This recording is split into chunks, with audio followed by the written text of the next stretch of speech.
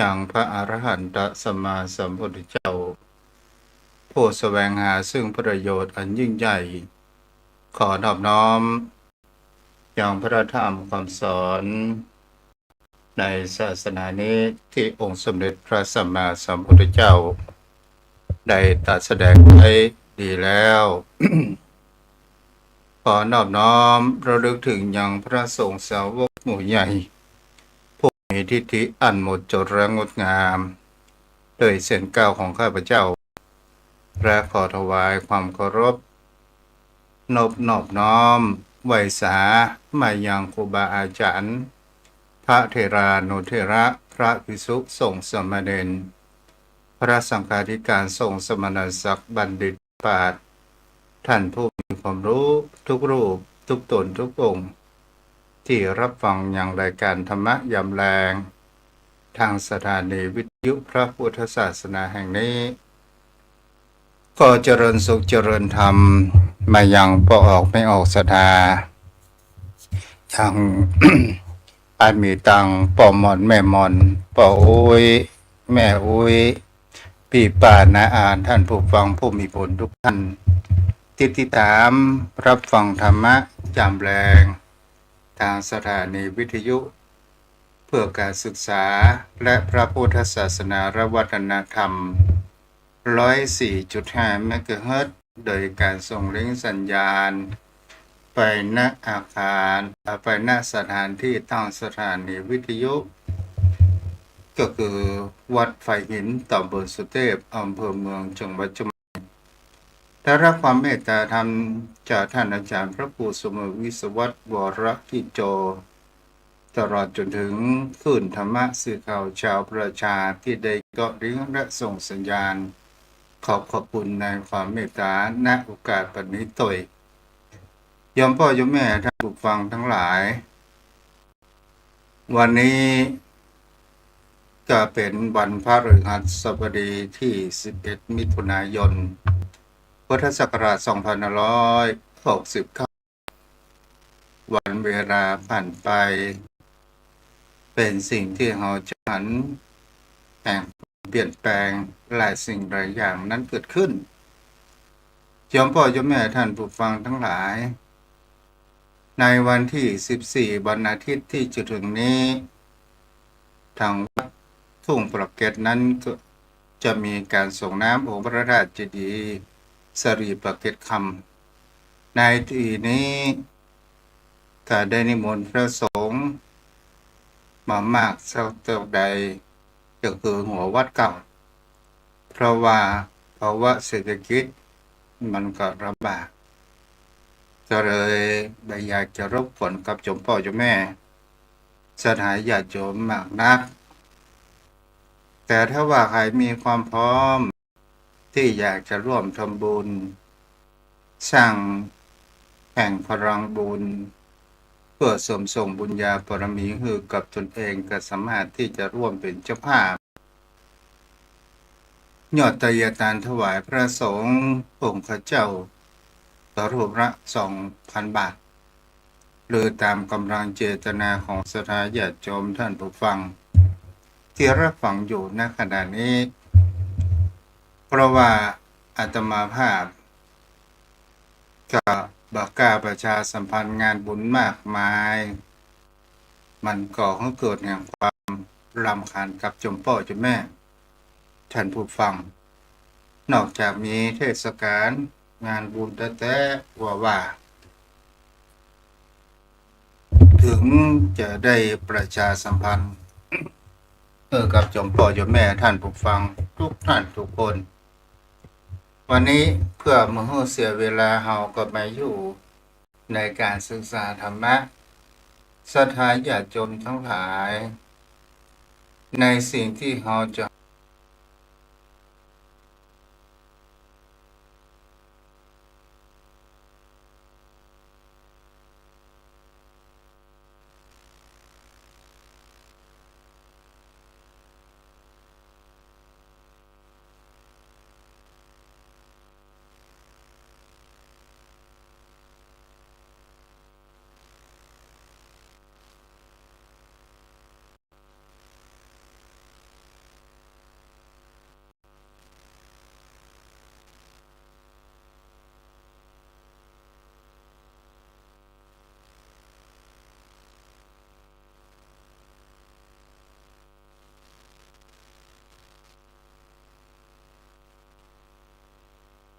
ากาศแจ่มใสบางวันก็มีฟ้าเมฆฝนพรายทั้งก็พบความสมหวังบางครั้งก็พบความผิดหวังมีผู้ใดที่สามารถที่จะเลือกเดินทางให้เกิดแห่งความราบรื่นได้ตลอดชีวิตฉะนั้นคนเราศรัทธาญาติโยมทั้งหลายเราจะหาได้ว่าคนเราส่วนมากต้องการแห่งความสุขบ่ต้องการแห่งความทุกข์แต่เราก็พบความทุกข์นั้นเลยไปอยู่สม่ำเสมอเพราะอย่างศรัทธาญาติโยมทั้งหลายเพราะว่าความเป็นจริงแห่งวิถีชีวิตโดยการที่เราบ่เข้าใจในความท่องแท้เพราะว่าธรรมชาติบ่เข้าใจแห่งความท่องแท้แห่งชีวิตของคนเราพระพุทธองค์ทรงสอนว่าความทุกข์มันได้เกิดขึ้นจากสิ่งที่เราพบเห็นพบเจออย่างเดียวแต่มันเกิดขึ้นจากใจที่เราไปยึดมั่นถือมั่นในสิ่งนั้นเมื่อเราบ่ได้ดั่งใจมันเมื่อเราได้ดั่งใจ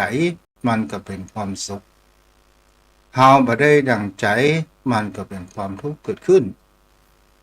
ดังนั้นศรัทธาญาติโยมทั้งหลายการใช้ชีวิตนี้ยังมีความสุขเป็นสิ่งที่บุคคลเรานั้นควรจะศึกษาแห่งความเข้าใจในวิถีชีวิตของคนเราแล้วเราจะพบแห่งความสุขเกิดขึ้นกันนั้นก็หมายถึงว่า ซึ่งพระพุทธองค์บอกว่าถ้าเราเข้าใจชีวิตแล้วเข้าใจธรรมชาติและเราก็จะบรรลุตามเพราะอย่างเล่าเพราะว่าที่เราทุกข์ก็เพราะว่าความปรุงแต่งไป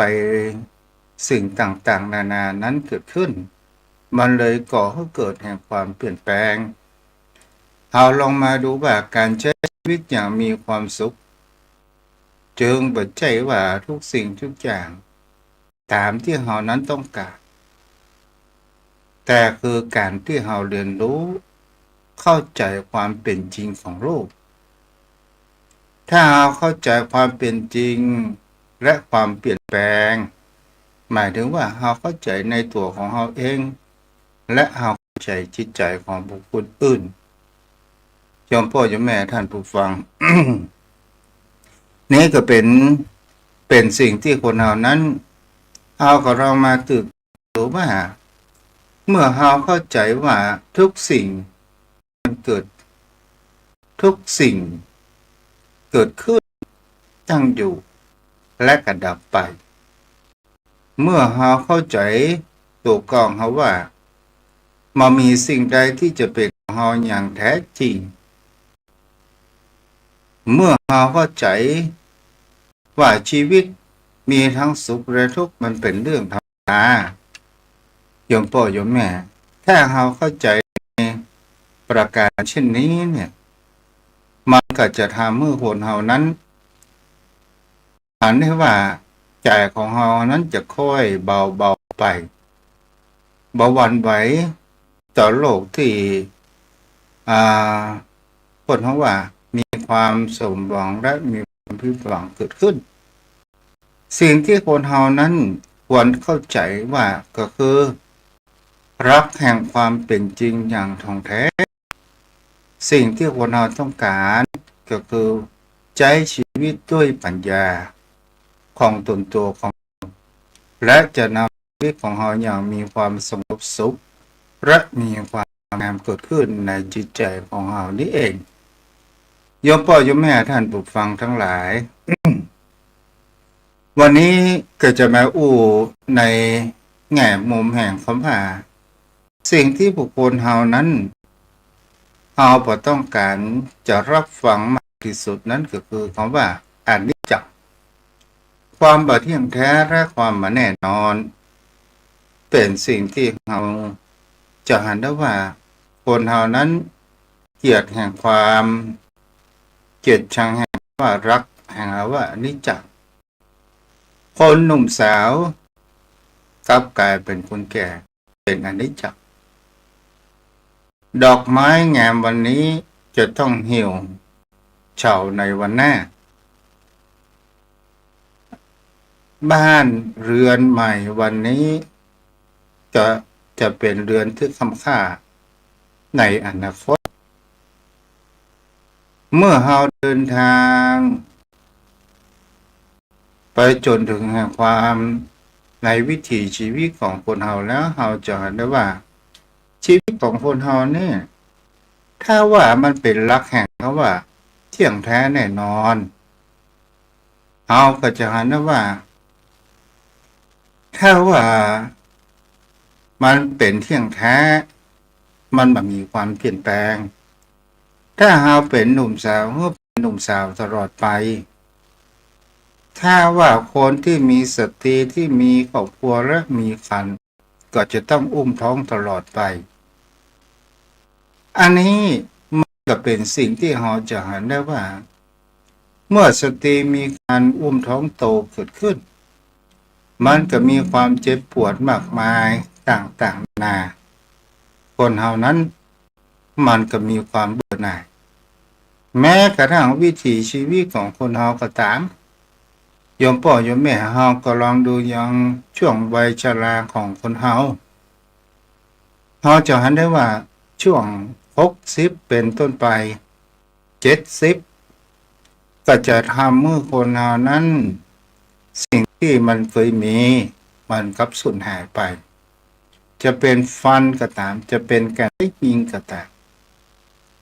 แล้วเฮาก็ลองดูว่าแห่งความทรมานแห่งร่างกายสังขารของคนเฮาเนี่ยถ้าเปิ้นฮื้อเฮามีอายุ100 สาวแต่กำลังวังชาเฮาทดถอยฟันเฮาก็มีตาเฮาก็บ่ดีหูเฮาก็บ่ได้ยินเฮาจะเอาหรือไม่คนเฮาก็บอกว่าไปไม่ได้ฉะนั้นก็หมายถึงเขาว่าคนเฮาแท้จริงแล้วเนี่ยมันก็ต้องการความเปลี่ยนแปลงอยู่เรื่อยไปนั้นเกิดขึ้นนี่แหละเป็นสิ่งที่เป็นสัจธรรมแห่งวิถีชีวิตของคนเฮา เขาจะหันงานประการหนึ่งว่าคนเฮานั้นเนี่ยเป็นสิ่งที่คนเฮามีความประสงค์ที่เฮาจะต้องการความสุขแต่คนเฮาบอกเข้าใจว่าถึงเฮาจะวิ่งหาความสุขมากมายมหาศาลก็ตามเฮามีความคิดว่าถ้าเฮามีทุกสิ่งทุกอย่างแล้วเฮาจะมีความสุขเกิดขึ้นแม้กระทั่งความวัดวาอารามก็ตามศรัทธาญาติโยมทั้งหลายบางวัดบางวาก็ได้ก่อสร้างหลังแผงมีทั้งวิหารมีทั้งอุโบสถมีทั้งกุฏิสงฆ์มีทั้งห้องน้ำและมีโรงครัว ถ้ามันมีพร้อมแล้วเนี่ยวันเวลาผ่านไปมันก็จะต้องมีความเปลี่ยนแปลงเกิดขึ้นเมื่อเจ้าอาวาสรูปนี้ถึงการมรณภาพนั้นลงไปเจ้าอาวาสรูปใหม่มันก็จะต้องมีความเปลี่ยนแปลงเกิดขึ้นในเมื่อผลงานของตัวเองมันมีก็สั่งหรือสิ่งที่ค้ำค่าบูรณะหลังคาวิหารกาอย่างนี้เป็นต้นฉะนั้นศรัทธาญาติโยมทั้งหลายเราจะเห็นได้ว่าคนเฮาแท้จริงก็บ่ต้องการแห่งความเที่ยงคนเฮาแท้จริงก็ต้องการแห่งความเปลี่ยนแปลงและความแปลว่าความไม่เที่ยงเพราะว่าในสิ่งนี้เนี่ยเป็นสิ่งที่บุคคลเฮานั้นถ้าเฮาศึกษาดูดีๆเกิดขึ้นแล้วไอ้อย่างเล่าที่จะเป็นธรรมเมื่อคนเฮาเกิดมาบนโลกใบนี้เฮาต้องการแน่นั้นหมายถึงเขาว่าเฮาต้องการ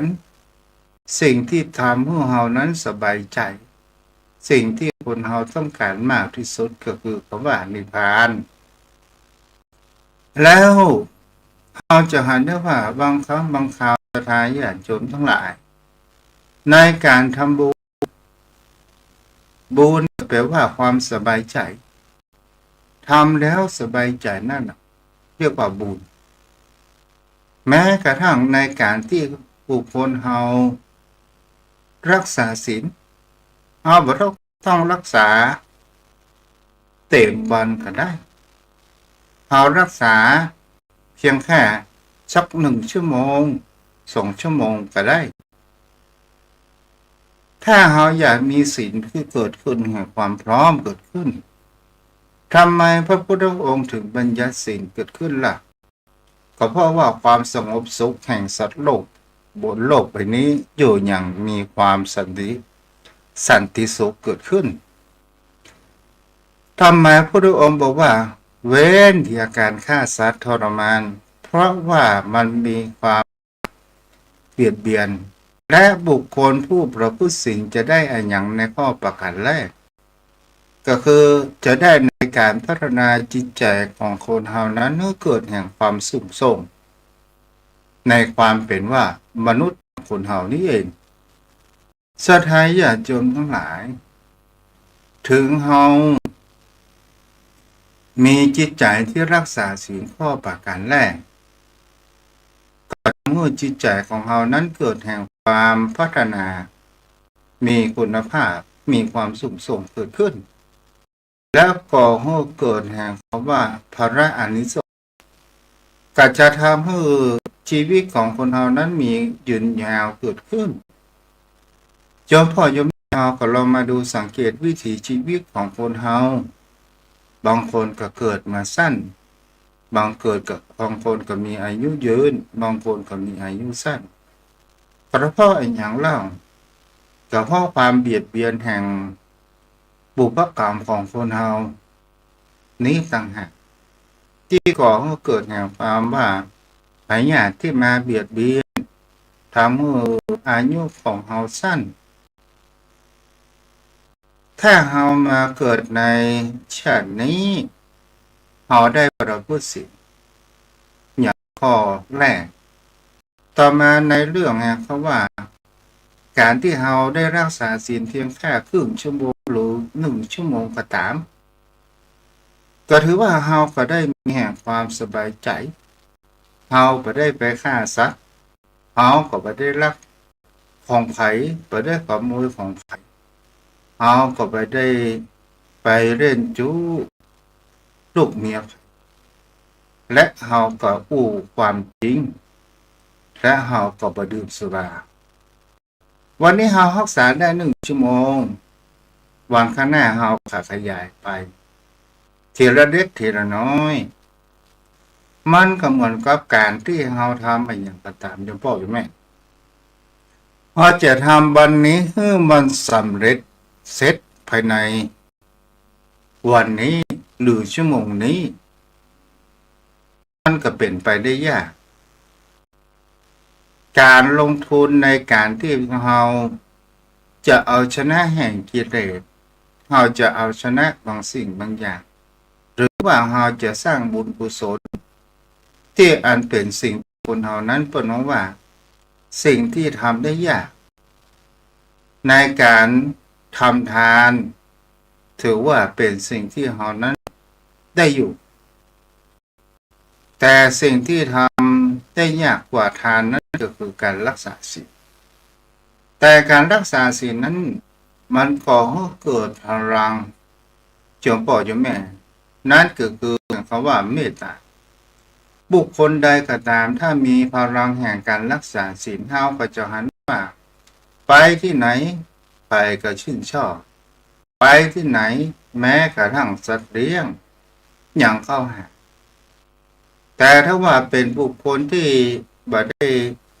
มีพฤติกรรมบ่ได้รักษาศีลมาชอบเบียดเบียนสัตว์ปะมาติดมาปะที่เจ้าเว้นอย่างนี้เป็น ชอบลักขโมยน้อยศรัทธาญาติโยมทั้งหลายไปหันไผก็บ่รับต้อนไปแม้กระทั่งสัตว์เลี้ยงหันแล้วก็ไล่คบไล่อยู่ตลอดเวลา วันนี้ก็มามาจากกับโยมพ่อโยมแม่เนาะก็ขออนุโมทนาบุญกับตังการอินสมเตเดอร์ที่รับเป็นเจ้าภาพโยตยทาน1 รูป 2,000 บาท แม่วรีเกษม2,000 บาทพ่อนานสายัน 2,000 บาท แม่อารี200แม่ทองคำที่วงคำ200 บาทเนาะตลอดจนถึงสถานญาติโยมครอบครัวของไอ้อนุพี่น้อง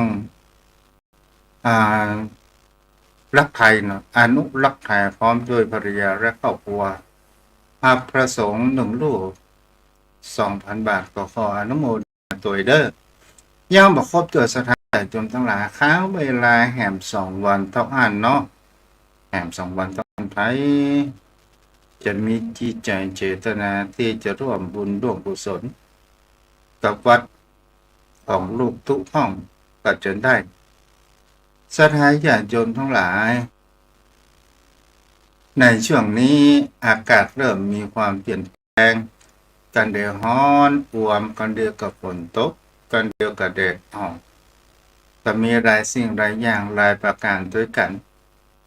ในช่วงฤดูเปลี่ยนผ่านมันมากับโลพยาธิโลภาพยาธิต่างๆนานาเอาละวันนี้จะผู้สนทนากับป้นหานสักเล็กสักน้อยแล้วก็จะเปิดให้กับโยมพ่อโยมแม่ก็เตือนมีบางท่านบางคนจะร่วมบุญช่วยกันเนาะก็ขออนุโมทนาตัว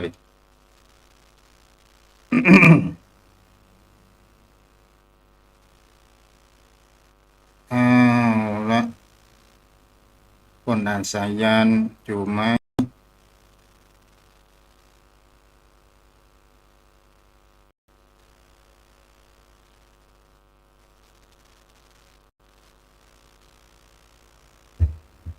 อันเดียวกันเด้ออยู่ตรงนั้น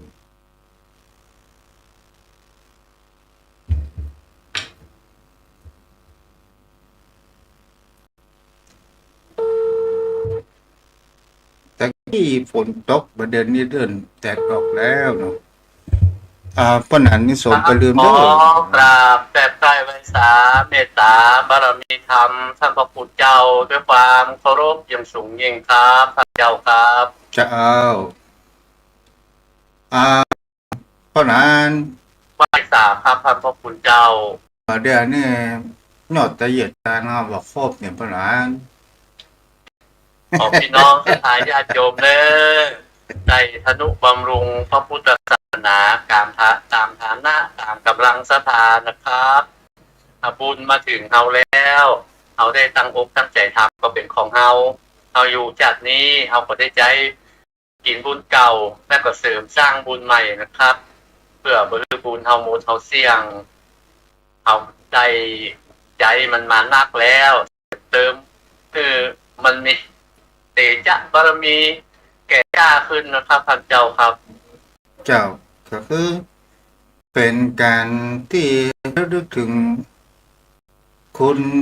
แห่งพระพุทธองค์และก็เป็นการระลึกถึงบุรพาจารย์ที่เพิ่นได้กระทำเฮานั้นสืบมาเฮาก็จะต้องทำเนาะถ้ามันเป็นเช่นนั้นครับท่านพระคุณเจ้าเพราะว่าเฮาอาศัยบารมีของเปิ้นครับน้ำบากปลายแหงถูกมาเติบที่ตีนที่มือที่เปิ้นสร้างไว้เฮาก็ต่อยอดสืบยอดต่อไปนั้นว่าบุญนะครับมันเป็นสิ่งที่เฮาพึงกระทำพุทธเจ้าว่าภิกขเวดูก่อนภิกษุทั้งหลายภิกษุในที่นี้หมายถึงผู้เห็นภัยในวัฏสงสารทั้งหลายพวกเธออย่ากลัวบุญเลยเพราะบุญเป็นที่พึ่งของทุกคนในปรโลกหน้าในปรโลกหน้านั้นไม่ได้ทำกสิกรรมไร่นาเกษตรอันใดอาศัยบุญเป็นที่พึ่งบุญในที่นี้ก็ถึงบุญกิริยาวัตถุ10 ประการมีการทานการรักษาศีลการเจริญภาวนาถึงเบื้องต้นอธิบายตามอัตถกถาจารย์ก็เพิ่มไปแห่ง7 ประการเป็นบุญกิริยาวัตถุ10 ประการเอาแต่ทั้งหลายเกิดมาครับถ้าจะติธรรมก็อาศัยบุญเอาทั้งนั้นที่แยกกันละเอียดหรือหยาบก็ด้วยบุญของเฮาครับที่เฮาเกิดมาบางท่านก็ กิดในฐานะที่ดีบางท่านก็ปานกลางบางท่านก็ต้องอาศัยบักบันมานะพยายามนะครับก็ต้องด้วยบุญของเราที่เราสร้างไว้ได้มาเสวยในชาตินี้ครับพระเจ้าครับเอาละพ่อหนาน ไว้ เอา จ้า พวก ครั มา บ สู่ในทางธรรมอู้ถึง ครับ ถ้าบางครั้งบางคราทุกเจ้าก็นั่งโวลอยคิดเหมือนกันนะว่า ในวิถีชีวิตของคนเราว่า อันนั้นมีแล้วเราจะมีความสุข แต่คนเราเนี่ย มันจะเหมือนดังฝัน เหมือนดังวาดพิมานมันก็คงเป็นไปได้ยาก แล้วคนเรานั้นทั้งอารมณ์แห่งสุขอารมณ์แห่งทุกข์มันเกิดขึ้นเปลี่ยนแปลงอยู่ตลอดเวลากันเดียวก็สุขก็เกิดกันเดียวทุกข์ก็เกิดอย่างนี้เป็นต้นของพระดาเนาะกันเดียวก็สมบังกันเดียวก็ทุกข์ของพ่องเจ้าไว้จ้าครับ แท้ได้จริงในศิลปะในการดำเนินชีวิตของเราเนี่ยเราควรที่เราจะเข้าใจอย่างแล้วเราจะก็เพราะว่าเราจะฝืนไปตามกฎแห่งธรรมชาติเราจะเป็นต้นไม้ที่เวลาโดนลมแรงๆแล้วมันหักโค่นนี่เป็นต้นเพราะนั้น ไว้จ้าครับ บางครั้งบางคราวคนเรามันฝืนนะเพราะนั้นเนาะ มันเป็นเช่นนั้นครับคือมันอยากได้อิทธารมณ์คืออารมณ์ที่พึงปรารถนา แต่ที่ท่านเจ้าว่านะเราทำตัวเหมือนไม้อ้ออลู่ลมคือสุขมันก็อยู่กับเฮาบ่นานทุกข์มันก็อยู่กับเฮาบ่นาน และมันเป็นโลกธรรมที่เราจะต้องประสบพบเจอเพราะมันเป็นสัจธรรมอยู่ควบคู่กับโลกเราเข้าใจเราอยู่กับมันได้มันอยู่กับเราได้เราก็สามารถอยู่กับมันได้ครับ แต่ที่เราอยู่บ่ได้เราเป็นทุกขเวทนาเพราะเราไปยึดมั่นถือมั่นเราไปยึดติดมันก็เลยทำให้เราบ่ค่อยสบายใจสิ่งที่มันทำให้เราเกิดความทุกข์เนี่ยที่ท่านเจ้าว่าภาษามาทำเกิดเวทนาก็ทำให้เกิดตัณหากับอุปทานยึดมั่นอย่างนั้นถ้าเขาปล่อยเขาโปร่งวางมันสบายใจครับสิ่งใดที่มันมากระทบกับตาหูจมูกลิ้นกายใจของเรารูปเวทนาสัญญารูปเสียงกลิ่นรสโผฏฐัพพะธรรมารมณ์ที่มันมาถ้าเขาไปยึดมั่นถือมั่นสิ่งที่มัน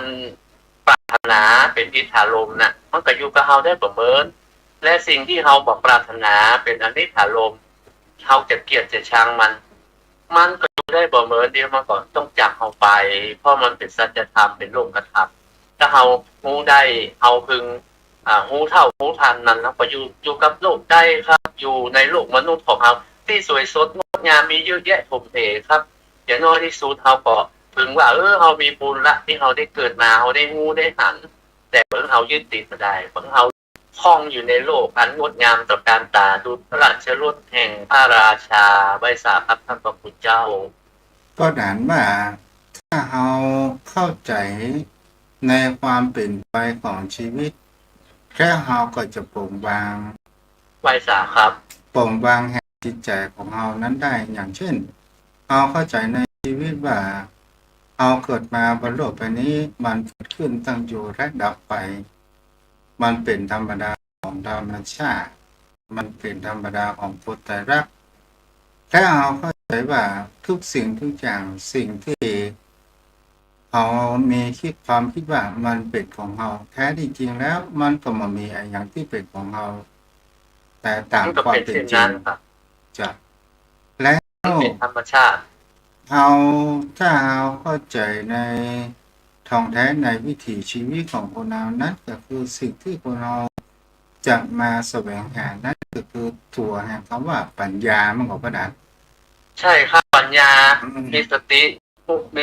สัพพัญญะและมีปัญญาที่เราอยู่ได้ทุกวันนี้ครับเพราะเราประเทศมาอยู่ในโลกตลอดไปไว้สาครับท่านพระพุทธเจ้าเอามาก็มาแต่ตัวเปล่าแล้วเอาไปเราก็ไปแต่ตัวเปล่า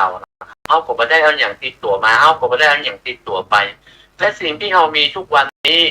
มันเป็นปัจจัยเครื่องอำนวยความสะดวกของเรามันก็แบบได้สุขทั้งหมดมันก็ไม่ได้ทุกข์ทั้งหมดคนรวย มันก็สุขแบบคนรวยมันก็ทุกข์แบบคนรวยคนบ่มีมันก็มันก็มันก็มีความทุกข์แบบคนบ่มีคนจน แล้วก็มีความสุขแบบคนจนมันก็อยู่ได้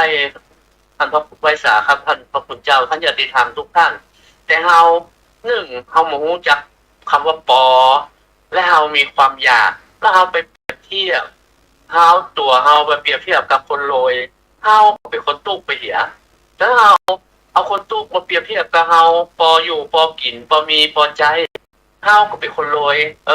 ดังนั้นอยู่ที่ตัวเฮาเอาไปเปรียบเทียบเองท่านเจ้าครับคนก็เรามาดูสังเกตในวิถีชีวิตของคนเรานะ กึ่งคนเนี่ยเราจะเห็นได้ว่าความปรารถนาของคนเรามันมีความแตกต่างกันในแต่ละวัยเกิดขึ้น เมื่อเราเป็นวัยละอ่อนเมื่อ13 14 15เนี่ยเพราะนั้นคนบอกว่าเข้าใจงานเด้อเข้าใจแม่ขัดแตกไปเอาผัวเอาเมียเสียมันก็มีคนที่ตั้งใจเรียนก็ดีไปต่อมามีครอบครัวแล้วเมื่อได้แต่งการแต่งงานเอากันแล้วคราวนี้ก็เกิดแห่งความเบื่อหน่ายเพราะว่าแต่งงานด้วยแห่งความเพลินแห่งความตัณหาราคะของเขาเองต่อมาพออยู่ในสาวปลาย30เริ่มมีแห่งว่าความโลภความเห็นแก่ตัวอยากจะได้เงินได้ทองบางครั้งบางคราวก็มาด้วยแห่งความว่าทุจริตเกิดขึ้นได้มาอย่างว่าสุจริตเกิดขึ้นต่อมาเรามาดูแห่งเขาว่า40 50ก็ยังมีความปรารถนาในเรื่องกามราคะนั้นอยู่แต่พอเวลาผ่านไปประมาณสัก60 ปีเท่านั้นบางคราวพญาที่เกิดขึ้นแล้วเนี่ยเขาก็ผ่านแล้วแท้ที่จริงเนี่ยคนเฮาก็ต้องการคนที่รู้ใจคนที่เข้าใจเฮาแต่เฮาหาคนที่เข้าใจเฮาเนี่ยหายยากแล้วก็นั้นใช่ครับท่านพระคุณเจ้าคนจิตรู้จักแต่บ่เท่ากับคนรู้ใจคนรู้ใจเนี่ยจะอยู่กับเฮาอาจจะเป็นที่เปิ้งเฮาเป็นกัลยาณมิตรของเฮาครับท่านเจ้าแต่เฮาก็ลองมาดูสังเกตไปหาว่าคนเฮาแท้ที่จริงก็ต้องการที่กินกับที่นอนเท่านั้นใช่ว่าเป็นที่ให้ที่นาเป็นให้เท่าแก่ก็ไปถึงกว่าได้มาขอขนาดใช่ครับท่านพระคุณเจ้าถ้าแก่ตัวมาแล้วท่านพระคุณเจ้าสังขารร่างกายที่โรยรานะ มันบ่มีสิ่งอื่นอันใดนะครับที่จะมาทำเพื่อเฮาพอใจเพราะว่ามันอิ่มแล้วครับท่านพระคุณเจ้าจะเอาสิ่งอย่างมาให้เฮามันก็อยู่ได้แค่ประคับประคองร่างกายสังขารแต่ถ้าเราอายุเยอะเป็น90เป็นสุมาเตคนบ้านคนท้องว่าลูกโกโอยนั่งโกโอยเนาะซบเต้าลงเนี่ยจะเอาเงินมาปลูดมาของเฮาก็จะไปคือทำมาอย่างเพื่อมันไปปวนให้เฮาอยู่สบายร่างกายมันก็บ่ได้แล้วมันโรยราไปแล้วแต่ว่าอย่าซิป่ายท่านเจ้าว่ามันเป็นวัยที่บ่น่าสงสารมันกำลังม่วนกำลังเพลิดเพลินเฮาก็มาดูสังเกตอย่างครับพ่อแม่ลูกเต้าเอาสตางค์ให้เนี่ยเอาผ่านมีเต้าพูดว่ามีสักปันนี่เนาะไปถามว่าตังมีใจอยู่กับแม่แม่นี่เหลือนี่800มักตู้เข้าไปแต่ถ้าว่าเป็นยำหนุ่มนี่มันจะเหลือกว่าปะนะท่านพระคุณเจ้ายำหนุ่มนี่นะความอยากมันแบบสิ้นสุดเนอะบ้านปอเมืองปอมันบอกมันจะใช้จนเสี่ยงจนหมดมันจะเอาจนเสี่ยงจนซ้ำหมดจนบเหลือจนชนิดที่ว่าหมดเสี่ยงหมดครับท่านเจ้าเท่าแก่มานี่ป้าหนาบ้านต้องการอะไรอย่างต้องการความสุขความสบายกายสบายใจนะครับพระคุณเจ้าบ่ต้องการอะไรอย่างนอกไปจากนั้นนะครับทรัพย์สินของเงินทองมันจะไปกล้าไปขายจะไปทำอะไรอย่างมัน มันไวขนาดนี้แล้วท่านบอกจะเอาไปนี่อย่างแหมมันเอาไปตั้งหน้ามันพอตั้งหน้ามันเหลือสั้นนิดเดียวท่านเจ้าไว้สาขออยู่สุขสบายได้กินได้ทานม่วนอกม่วนใจเอาพระรัตนตรัยเป็นที่พึ่งไปหน้าม่วนใจครับพระคุณเจ้ามนุษย์คนเฮาเกิดมาปฏิยะครับท่านเจ้าคือแก่เจ็บตายเอาอย่างไปมาได้สักอย่างนะครับท่านเจ้าครับเพราะนั้นข้าวแก่มาสิ่งที่คนเราต้องการที่สุดนั่นก็คือถ้ามันมีโลกเพราะนั้นใช่ท่านเจ้าที่ท่านเจ้าว่าขอให้อายุถึง100 ท่านพระคุณเจ้าถ้ามันคงอยู่กับตีมันบ่เจ็บบ่ป่วยบ่เมื่อยบ่ไข้อย่างสติปัญญาอยู่นะปุ๊บให้อยู่อย่างเป็น200-300 ปีว่ะอันนี้มันลุกโกโอยนั่งโกโอยกินก็ยากลำบากเจ็บแข้งเจ็บขาปวดประตกประเสียงร่างกายสังขารมันโรยราวัยมันเสื่อมไปแล้วถ้าอยู่ถึง100ก็เหมือนกับเอาความทรมานมาฮือแต่ท่านเจ้าครับอันนี้ย้อนไปเป็นข้อเปรียบเทียบกับอุปมาข้างเฮาสมณเณรอยู่วัดพุทธบาทตากผ้าไว้สาครับก่อนนั้นเขาบอกว่าทุกสิ่งทุกอย่างจะจีรังอย่างยืน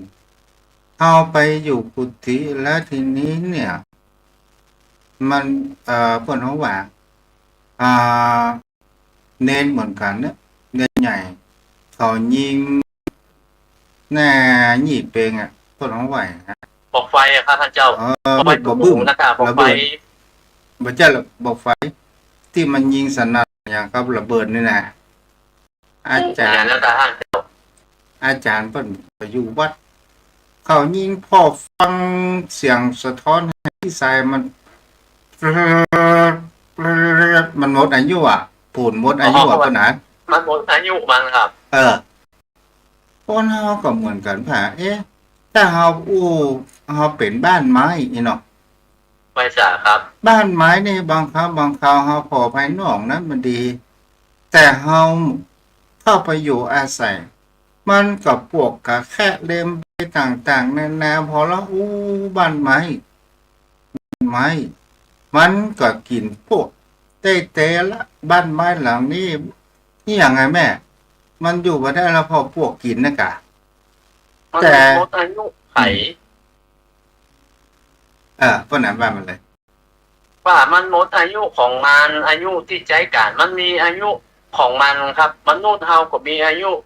กับอายุสัตว์ทุกสิ่งทุกอย่างบอกว่าจะเป็นไก่เป็นสุนัขเป็นแมวอย่างอายุไขมันมีแต่ว่าแก่มาเนี่ยท่านพระคุณเจ้ามันบอกคงอยู่ในสภาพเดิมมันโรยลามันเสื่อมครับร่างกายมันเสื่อมไม่อย่างนี้ก็เช่นเดียวกันมันหมดอายุไม่เป็นเล็กแต่อย่างปูนนี่ก็เหมือนเช่นเดียวกัน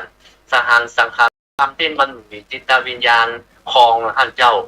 มันผุพังมันมันหมุนไปตามกาลเวลาของมันคนเอาก็เหมือนเดียวกันนะท่านเจ้ามันก็แปลกไปทางใดท่านเจ้าอุปมาบ้านเนี่ยมันมีพวกมาแค่เลมมีเจ้ากิ้มมีแมงสาบมีหยังเข้ามาอาศัยอยู่ป้องพวกมาแค่เลมกินไม้กินต่างๆนานาร่างกายสังขารคนเราเนี่ยก็หนักใหญ่อย่างมาแค่เลมเพราะพญาโรคภัยไข้เจ็บที่มันเกิดขึ้นในตัวเฮาเนี่ยท่านพระคุณเจ้ามันมีสปะอย่างทางในเฮาเนี่ยลองไปตรวจร่างกายความดันเบาหวานหัวใจใบเฮงตับไตคนในม้ามปอดมันเสื่อมทางนั้นมันไปอยู่คงที่แล้วก็ขาแข้งขาหูตาเนี่ยมันเหมือนมีสิ่งที่เป็นอย่างท่านเจ้าเป็นปวกเป็นมดเป็นอย่างมาแกะมาคีมาอันเนี้ยมันทำให้เราเสื่อมอายุสังขารไปได้ง่ายครับท่านเจ้าต้นเหตุแห่งกะโลคาพยาที่นั้นมันมาจากไหนปะนะโรคภัยไข้เจ็บเนี่ยครับมันมีหนึ่งว่ากระลิงกระลาหารอาหารคือคำเข้าอุตุกระจายอุตุกระลมฟ้าอากาศท่านเจ้าว่านะเป็นฝนพมห้ามฝนก็มาได้นะท่านเจ้าเพราะภูมิมันแพ้เป็นวัดเป็นไอเป็นเมื่อยต้องมากินยาพาราครับมีตลอดที่บ้านและแถมอย่างหนึ่งเตียวไก่ก็มาได้เข้าเสื่อมท่านพระคุณเจ้ามันแล้วก็เบาหวานดันมันก็เป็นธรรมดามากับอายุแล้วหัวใจมันก็มากับอายุเฮาเหมือนกันเฮาแก่ตัวนะ เนี่ยดินฟ้าอากาศอุตุแล้วก็อาหารอากาศเนี่ยมันเป็นสิ่งที่ทำให้ร่างกายของเรานะได้เสื่อมไปครับไว้สาครับพระเจ้าถ้าเรามองไปในแง่ธรรมะนะครับอันไว้นี้เป็น สาเจ้าเป็นความคิดของทุกเจ้าเรามองแง่ในธรรมะสิ่งที่เป็นตัวต้นเหตุทำให้ปัญญาที่ต่างๆนะที่พ่อหนานอ้วนแล้วก็ถูกละไว้คือสาว่าครับอันเป็นแห่งกิเลสแห่งความไฟสั่งปองในแกเป็นตัวแค่เลมเพราะว่ามันก็คนถูกเราครับบ่เพิ่งได้เศร้าดัหมองงใจเกิดขึ้นในใจครับพระเจ้าใจเจ้าบ่เจ้าเบิกบานนะครับเจ้าเจ้า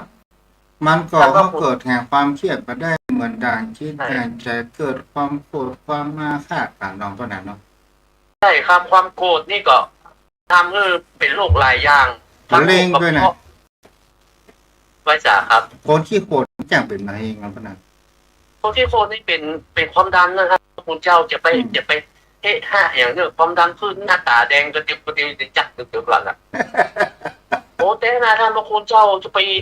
คนที่เพิ่นมีความดันความอย่างจะพยายามอย่างสมมุติว่าเป็นผู้มีอุปการะคุณพ่อแม่เขาเป็นเพิ่นได้โปรดความดันเพิ่นขึ้นแล้วเป็นจักนะผมบอกว่าโอ้เดี๋ยวเอามาเนี่ยพวกวิมอนเนี่ยได้โกรธได้เกลียดนะอายุเพิ่นจะสั้น อู้เปิ้นม่วนๆอู้จ๋าเปิ้นหวานๆที่จิตใจเปิ้นเบิกบานเปิ้นจะได้มีอายุวัฒนะอยู่กับเฮายืนยาวท่านเจ้าความจริงความไม่มีโรคเป็นลาภอันประเสริฐนี่ก็ใช่ถูกต้องบ่เถียงมันเป็นอย่างนั้นแต่ว่าถ้าตามบาลีอย่างท่านเจ้าเป็นปริยธรรมโรคคัดธาตุเนี่ยมันไม่ใช่ว่าแปลว่าโรคภัยไข้เจ็บอย่างเดียวมันเป็นว่าการเสียดแทง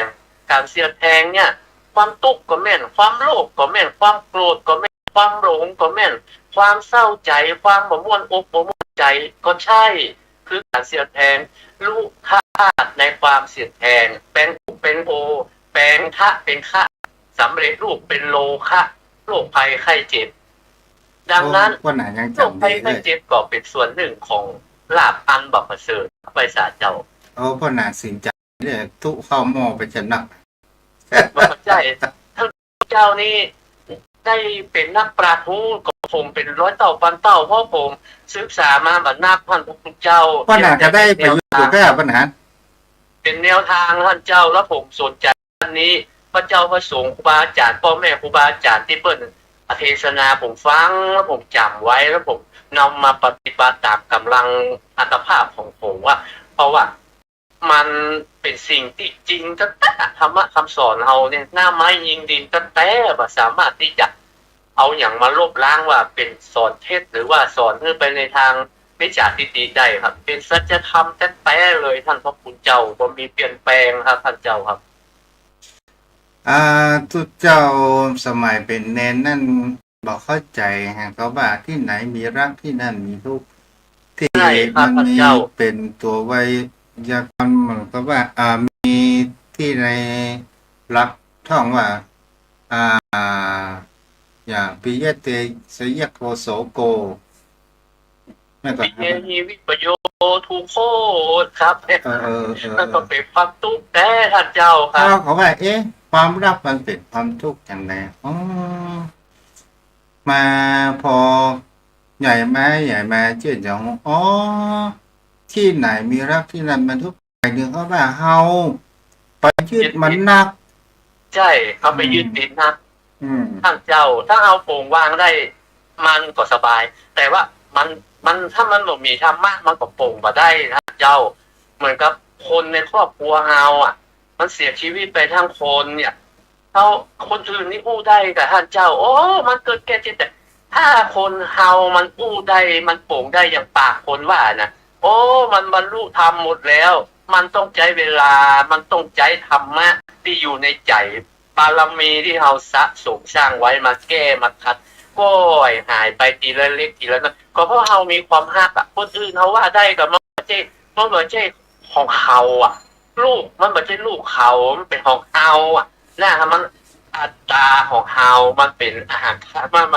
มันเป็นตัวของเรายึดมั่นถือมั่นเนี่ยแล้วมันขายเนี่ยแต่คนอื่นมันไม่ใช่ของเขาอย่างคนตายมันไม่ใช่ญาติของเราก็ถือเป็นธรรมดาแต่ถ้ามันเป็นของเรา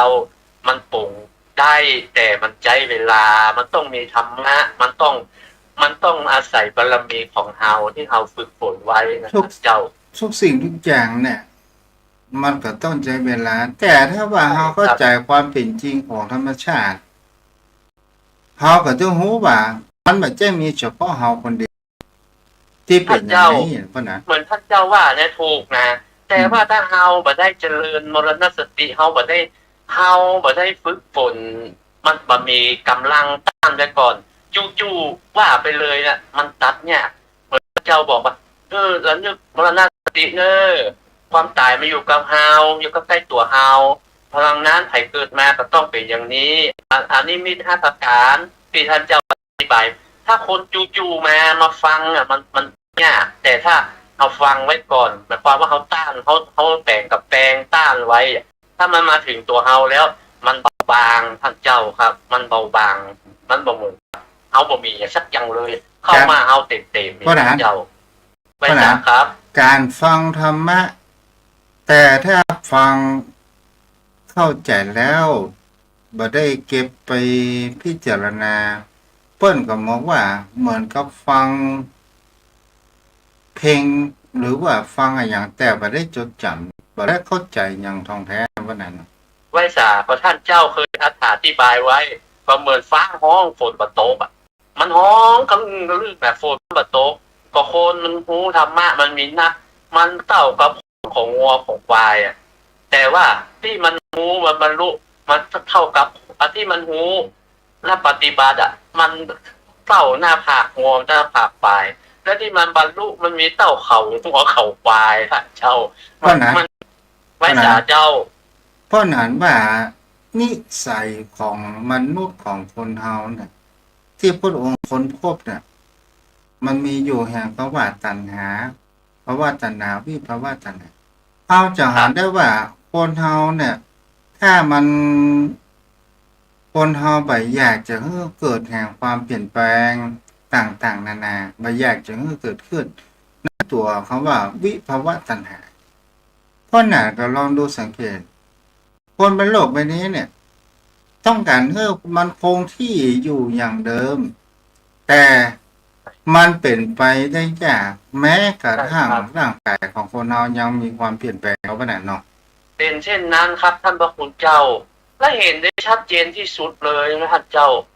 มันแบบมันเป็นสิ่งที่เราไปย้อมไปอย่างเนี้ยมันหลอกจิตหลอกใจกันมาได้แท้ที่จริงแล้วท่านเจ้ามันเหมือนดอกไม้นะเอาเด็ดออกมามันอยู่กับต้นมันงามแล้วเอามาไว้วัน2 วันมันก็เหี่ยวเจ้าอย่างเขาใส่ก็จังเถอะจะเอาน้ำใส่ก็ตามจะก็แล้วแต่จะเอาฮอร์โมนใส่มันจึงเหี่ยวจึงมันจึงบางงามโคนเฮาก็เช่นเดียวกันท่านเจ้ามันบ่ผิดบ่แปลกไปไหนนะมันถึงหลวงโรยเพราะนั้นที่เขาเข้าใจกันที่พุทธองค์ทำว่าพุทธศาสนาจะอยู่ได้ 5,000 พรรษาแล้วตอนนี้มันกึ่งไปกึ่งค่อนนะเราท่านเจ้ากึ่งค่อนน่ะเขาก็หาความเปลี่ยนแปลง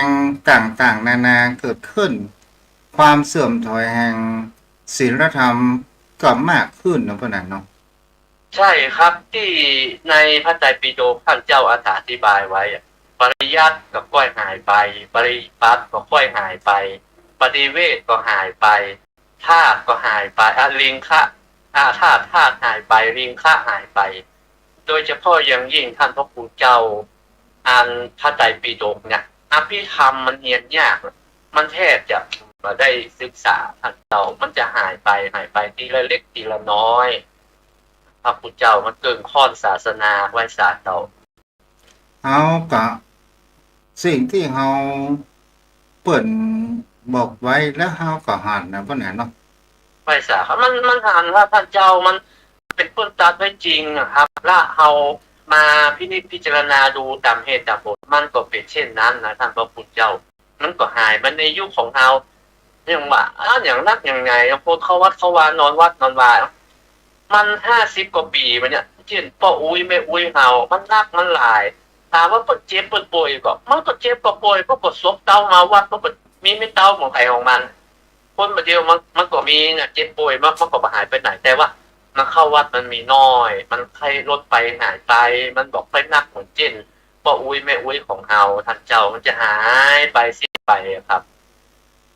มันจะเหลื ต่อ อแต่ ไปกับ ตำนา วิหาร น วิหารก็เป็นที่อยู่นกตาแก่ครับ มันมีดีแต่ศาสนาวัตถุมันเจริญรุ่งเรืองแต่ว่ามันมองมีโคนด้านเช่ามันมองมีโคน วัดวัดแจกแห่ง ตอนนั้นท่านบอกปู่เจ้ามันก็เป็นไปตามนั้นนะเพราะว่ามันแบบจริงก็ลองพินิจพิจารณาดู มันก็จริงนะแต่จะมาบอกเป็นจริงมันก็เป็นดังที่เราเห็น เขามาพอแห่งเขาว่าพระอริยบุคคลอ่ะ ใช่ครับยิ่งหายไปถามว่ามีก็มีแล้วมีไหนก่อนนะคำสอนมีที่หูว่าภริยาบุคคลเกิดขึ้นได้ก็ขึ้นได้เพราะเหตุใดเพราะว่าทำหน้าคำสอนอันเดียวกันทำหน้าคำสอนยังอยู่พระไตรปิฎกยังอยู่แล้วถามที่ไหนก่อนนะ ย้อนไปสมัยครูบาเจ้าก็นะ ไหว้สาครับ วันนี้วันที่11วันเกิดครูบา ใช่ เจ้า วันนี้วันชาติการครูบาเจ้าครับ ข้าวพลองพอย้อนไปหาครูบาเจ้า ที่ประมาณสัก100 กว่าปีได้ละ เปิ้นได้148ที่จริงเปิ้นมรณภาพอายุ60ก็เปิ้นมรณภาพไปนี่ก็ยังบ่ถึง100ครับไหว้สาท่านเจ้า ถ้ารวมบัดเดียวถึงปีเกิดฮักออก60 ปีมันก็เดี๋ยวประมาณเปิ้นมรณภาพไป148 ปีตั้งแต่เปิ้นเกิดมาแล้วก็เปิ้นก็จะมรณภาพไปประมาณ80 กว่าปีท่านเจ้าครับ เอาพอความอัศจรรย์แห่งเขาว่าอิทธิปาฏิหาริย์ของครูบาเจ้าเนี่ย สมัยนั้น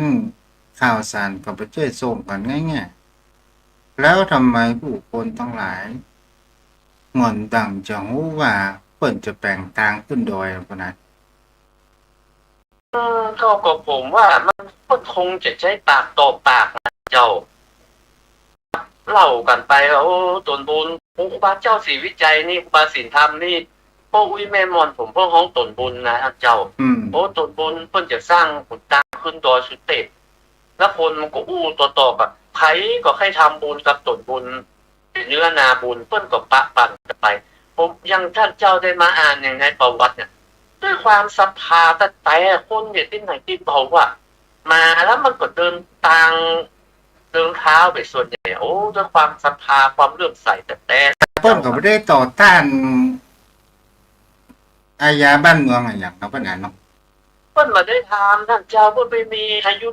อาวุธยุทโธปกรณ์อย่างเพิ่นมีแต่ศีลแต่ธรรมมีแต่ความตั้งอกตั้งใจ แต่ว่าเรื่องเนี้ยมันเป็นปกติธรรมดาความอิจฉาริษยาความกลัวเหลือกลัวดี มันมีเช่นพระพุทธเจ้าพระพุทธเจ้าก็ยังได้ประสบพบเจอในสิ่งเหล่านี้ครับท่านเจ้าปัจจุ วัด บันนี้ก็มีท่านเจ้าครับภาษาเขา อย่างที่ประวัติของครูบาเจ้าที่เปิ่นพักอย่างก็ที่วัด ติดใจก็จะ สีรนใจที่ ใช่ ไป ครับ อยู่สาราบาทครอบแคบต่างๆนานาเนาะคุณนันเนาะ ภาษาครับเพราะว่าเพิ่นมาถูกกักตัว อยู่ที่วัดใจมุงคากักลาบาทที่เพิ่นอยู่กักวงกักอาณาเขตที่เพิ่นอยู่ก็คือเพิ่น พื้นที่ที่เปิ่นนอนไม่ใช่กว้างแล้วปะนะ ก็ที่เพิ่นจำลองให้ดูน่ะ ก็แค่ที่อยู่ไปได้พระท่านพระคุณเจ้าอย่างวัดหลวงลำพูนก็เช่นเดียวกันแล้วก็อยู่สารบาทท่านพระคุณเจ้าบอกว่าโอ้เพิ่นวางพุทธภูมิเนาะโพธิสัตว์ จ้ะสร้างไปเวลา โอ้ไว้สาท่านเจ้าได้สนทนากับท่านเจ้าก็มันเปิดไปก็ขอแต่ได้เวสาบารมีธรรมท่านเจ้าด้วยความเคารพท่านญาติธรรมกัลยาณธรรมทุกท่านนะครับข้าของผมก็ขอกราบสู่มาอภัยญาติธรรมที่ตั้งอกตั้งใจอย่าสนทนากับท่านเจ้าวันนี้ต้องขอโทษด้วยนะครับก็ขอขอบพระคุณทุกท่านครับสวัสดีครับ อายุวันโนสุขังเวลาเป็นหน้าพอดีคงได้เจอกันไหมสัพเพสัตตาสัตว์ทั้งหลายทั้งปวง ศรัทธาตั้งหลายทั้งปวงสังพระชีวิต